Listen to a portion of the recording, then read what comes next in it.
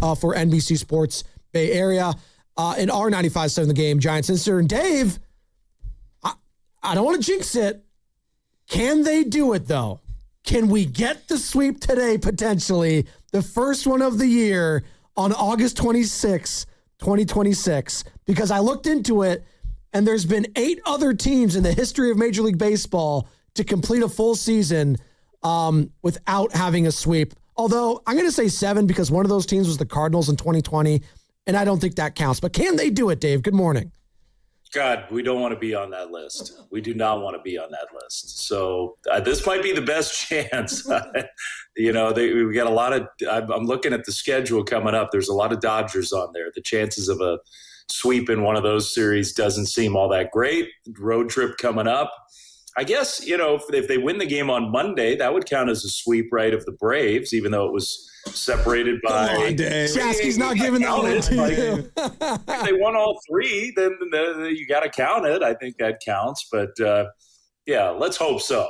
I mean, the Reds are scuffling, and they're scuffling on offense, and give the Giants credit. They've pitched really well these last couple games, take advantage of a team that's not swinging it real well. They got to cover some more innings today, probably, with a bullpen that's been pushed hard. But it's been a fun couple days, actually. Get a couple wins and feel a little better about things. Let me float something by you. I opened the show this morning, and I was talking about how, Krug and I just disagree on this. It's regarding Drew Gilbert. And they were talking about, you got to act like a big leaguer. And this is a couple weeks ago.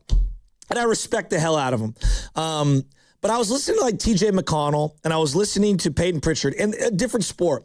But he was saying like back in the day when everyone played 75 or more games, like everyone played with max intensity all the time. And one of his skill sets, TJ McConnell was saying to Peyton Pritchard, is playing super hard every night. And that really has an effect on the modern NBA because not a lot of guys do that anymore. And I was just talking about Drew Gilbert, and I know some of the antics and stuff that people didn't like, but he plays so hard every night. I don't know how good he is. He's hitting righties really well. He's a guy I want on my team. And I don't know where. I don't know if he can be maybe one day a starter or if he's just simply a fourth outfielder. But his skill set of just really caring and trying really hard all the time, every single night, it really hit home to me last night. I took the family to the game, and I'm watching them, and I'm like, this guy could play for my team any day. And I don't know, like, if you see that same kind of comparison, but he just brings a little something every single day, and I really appreciate that. Not a lot of guys are painting eye black on the outfield fence, I mean, I will say this about Drew, and I don't think that was the case earlier this year. I got on him, maybe getting under the skin of the opponents. I don't, it's hard to know what happened last night, but it's hard not to feel like those first 2 pitches of the game had some intent behind them. What was that? I don't know. Very strange. Is that back from April? Yeah. You can go after Eric Miller, but maybe they just felt like something had to be done. Maybe. By the way, one of my favorite moments of the year, Eric Miller and that whole thing. Every time I see that, I laugh so hard. Tough guy Eric Miller. Well, he's looking pretty good in Boston. He's looking pretty good. I really like Eric. I'm rooting for him hard. But back to Drew Gilbert. He has definitely changed the perception of his ability level inside this organization with the way he's played over the last month. And it's a really good example of living through growing pains at this level where there's only so much development you can do down in the minor leagues. The last step of development has to happen here. And it's painful sometimes when you're trying to win and there's pressure to win and you want to develop at the same time. And it's hard to tolerate some of the mistakes and learning moments that come with that. But when you come out on the other side of it and you've got a guy who looks like a real contributor, I mean, I think the Giants are going to go into next year penciled in with Gilbert as the strong side of a center field platoon. And whether it's Jonah Cox on the other side of that or whoever, I really believe that the Giants feel like they have a guy who can help them going forward. And that's a cool thing. That's what this is about. When you have a season that goes sideways like this one has, find some answers for the future. And it doesn't have to be 10 answers, but if you find 2, if you find 2 players in this last month who you really not only feel like can help you, but give them the chance to show that they are going to help you, that can be a real positive in what's been a negative year. Yeah, I mean, I don't want to be the Debbie Downer. I really don't. But last night, Hauser, I come back with crab sandwiches, and I'm like, what? He's hurt? And I'm like texting the group thread, like, what is going on? And I feel for all these guys. I've never in my Giants watching life seen 2 starting pitchers go down in back-to-back nights. And I just wrote down the list for Ryan Wick, Trevor McDonald, Gage, Budo, Peguero, Hayden Birdsong, Randy was last year, obviously, Wisenhunt, Hauser, Brubaker's on the shelf right now, Keaton Wynn's on the shelf right now. And that's before I get to the position players. I mean, I know the Reds have this kid who's going to have Tommy John in Hunter Green. So this is not just a Giants conversation. I do think that needs to be said. But, like, what is going on with all these arm injuries? I think in some ways it's just the odds coming back against the Giants. The Giants have kind of, in a way, avoided this, where every other franchise seems to me over the last 10, 15 years has been plagued by this. The Giants haven't had as much of this. Now, part of that is the Giants haven't had quite as many high-octane arms. And, not all of these guys are high-octane arms. Some of these guys are the Wisenhunts and the McDonalds, who are not sort of pure power pitchers. But I think it's just, I hate to sound callous because I'm not being callous. In the race for velocity, in the chase for power in today's game, this is the consequence. And these players all accept it, and the players all understand it, and they all chase velocity anyway because they know that's their avenue towards stardom. It's not to say that every pitcher has to have that, but the vast majority of the pitchers who are having big-time success in the big leagues are guys who are throwing as hard as they possibly can. And so players and teams and organizations are willing to take those risks. That is, you push the envelope with power and velocity, you're also pushing the envelope of what the body can handle. And so I think some of this is just, we with the Giants avoided this for a while, and it was bound to happen. That doesn't mean that on a personal, one individual level, it's not very, very painful. I mean, I feel for all these guys and position players too. It stinks that Daniel Susac cracked his kneecap and can't get reps down the stretch. Daniel was really showing a lot of positive things, and he needs to be in there to learn and grow, and he's got a chance to be a big part of the Giants' future, and that's been taken away from him. Casey Schmidt's established himself. I mean, Casey's not a guy who needs to learn at the big leagues anymore, but we've seen with Casey how more playing time equals better. Those reps are really valuable, even for a player of his experience level. And so the whole thing's just a bummer. This is the most injured players I can ever remember. I've only been around for 25 years. I haven't been around for 50 years. But in 25 years, I can't ever remember a team that has this many injuries all piled up at the same time. It's crazy. And now, has Javi ever, when you work with Javi Lopez, does he ever talk about maybe like the spin rate stuff too? Like, because I know velocity and max velocity is absolutely a factor. But I've heard a lot from guys about seams, meaning how prevalent the seams are or how big the ball is in comparison to the seams, and then how much they're trying to spin it and the grip and everything. Because, just all these forearm things, like I don't know. I look at it as a sport. I take a step back and as a sport, and I'm like, we've got problems here. Like, how do we... Is it the schedule? Is it conditioning? Like how do we preserve our union here?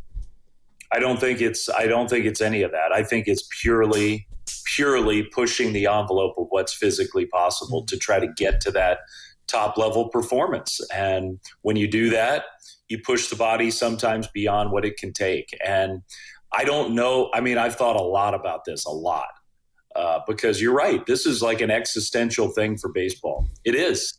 And the inability to keep pitchers healthy is a threat to the success of the game. It's part of the reason why, if you ask me what's the number one thing that baseball could fix and improve, because baseball's fixed a lot and improved a lot, and it's a game that we all love and have loved. It's not like I've stopped loving it, but it's better now than it's been in a long time.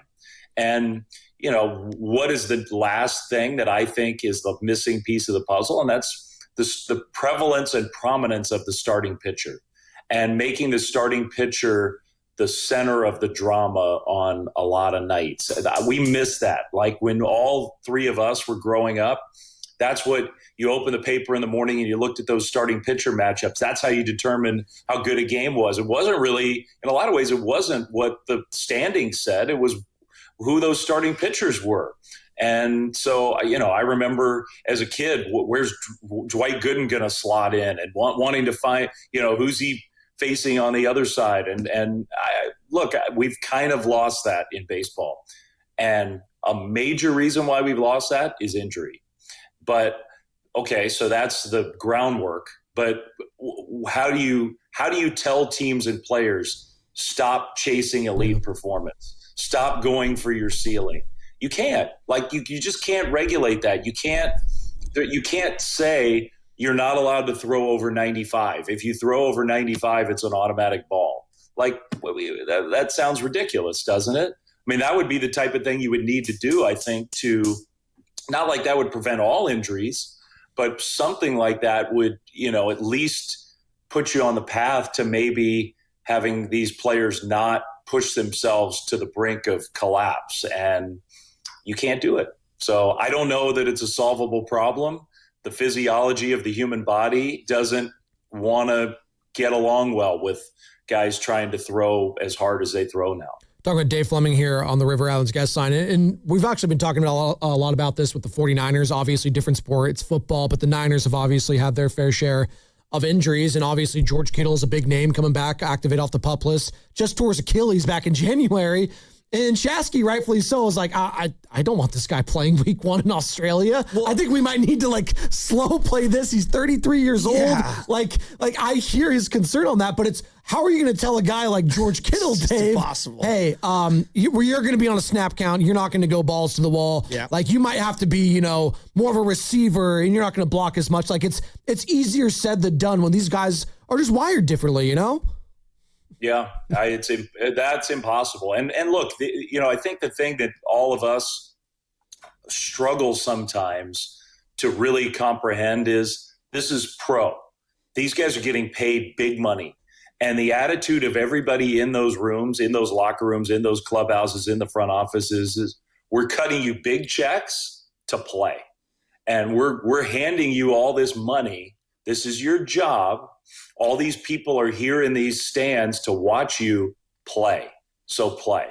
And, it's easy to sit back and from I got the guy on my fantasy team and I want him to play 15 games and I care about the team and I want him to be ready for January. And okay, but they're paying him $1 million a week to get out there on the field and play. And these guys, the coaches and executives take that seriously, but the players take that responsibility very seriously. And we've seen it with Adames. Adames needs more time off. Yes. He does. 100%. And somebody needs to step in and force that to happen. But you also appreciate the sentiment from Willie. Willie's like, this team is paying me $28 million this year. I'm going to play. That's my job. You signed me to play. I'm going to go stand out there at shortstop every night. And you appreciate that. Like that's a great attitude to have, but it doesn't mean that it's conducive to peak performance all the time. So it's a really hard balance to strike. It's a massive challenge of running a pro sports organization, baseball, football, whatever. And the Giants have struggled with that at times this year. Yeah. Yeah, it's really well said. And we're talking about all these fun. Let me give you a fun one. All right. No, I'm not mad at anyone. I want to make that very clear. Okay. I'm not mad at any usher or anyone. I'm not mad. He's fake mad. We're at the game. We're sitting in our section. And there's 4 boys in front. There's no one around. I mean, it was a good crowd for a Tuesday night, but it was not, heavily populated. It's 2 teams under 500. School has started. 4 young boys. They had to be 17, 18, 19. And it was the end of the 6th inning. And one of the ushers, and she's doing her job. I'm not mad at her. She, hey, let me see your guys' ticket. And we weren't right behind home plate. And I felt bad for the kids. And I gave a boo, almost kind of jokingly, mockingly, booed her a little, just, smiling, tongue in cheek with my kid in my lap. And I'm just curious, Dave Flemming, if you were the arbiter of Oracle, okay, what would your rule be regarding moving up for the youngsters? Like, is there a hard and fast rule? Is there just some leniency? Like, what would your rule be for moving up to get closer views? I think by the sixth inning, I'm good with anybody moving. If seats are empty in the sixth inning, you can move. I'm okay with that. You and I are in agreement. I'm okay with that.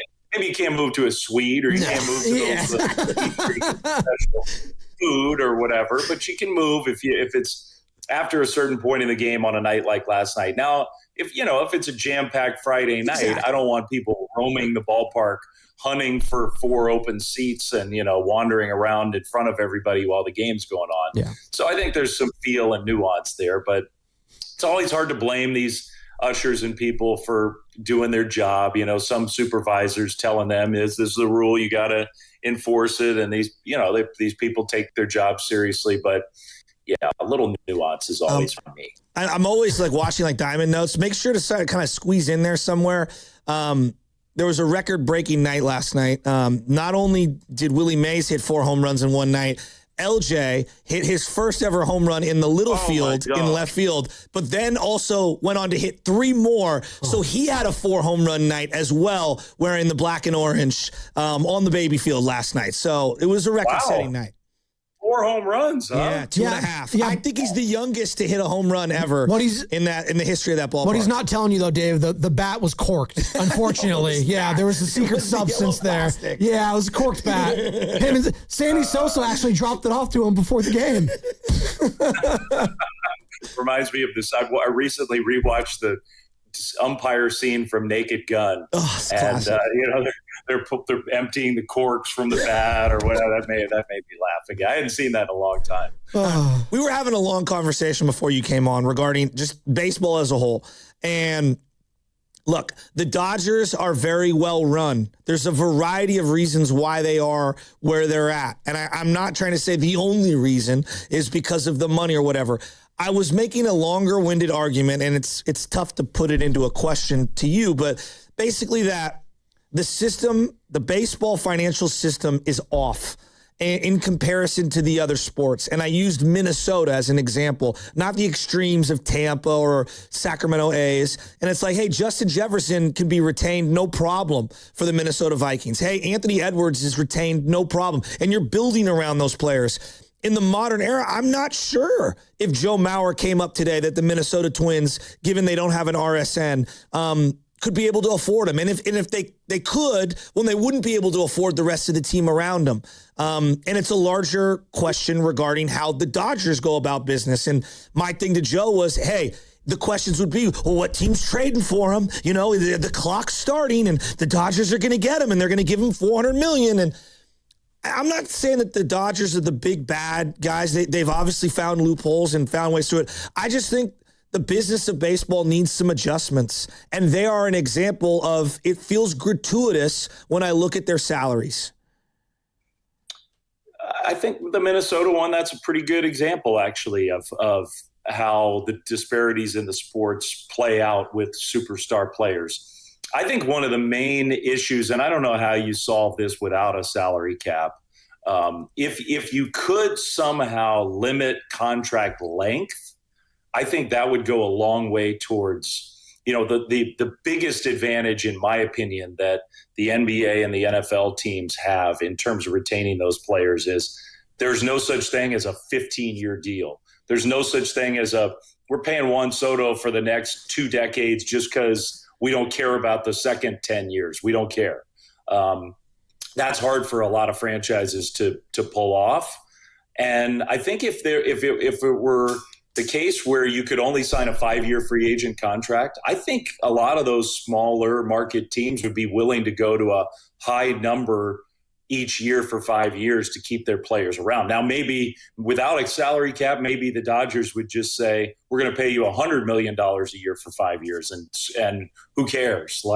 So maybe they would work around that. But I do feel like the length of these contracts is often what has thrown off the economics of baseball. And it's really hard to be a front office executive on a team where you can't afford a huge mistake some teams can afford mistakes and some teams feel like they can't. And it's really hard to pull the trigger on a 12-year contract when you can't make a mistake. And look, there's lots of nuances to this whole, argument and discussion and debate. And the player's perspective, which I fully understand and agree with to a large degree, is the game is doing pretty darn well right now. Like, how do you look out and watch baseball and think, this is a broken game. This game needs to be totally overhauled.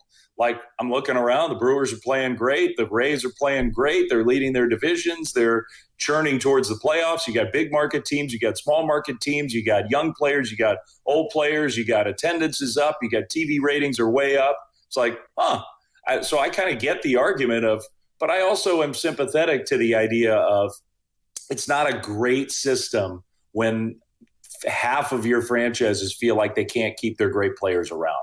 That's not, that isn't conducive to long-term success either. So I'm hoping that everybody can find some middle ground to where we can come together and preserve what's right now and also maybe help fix a few of those issues.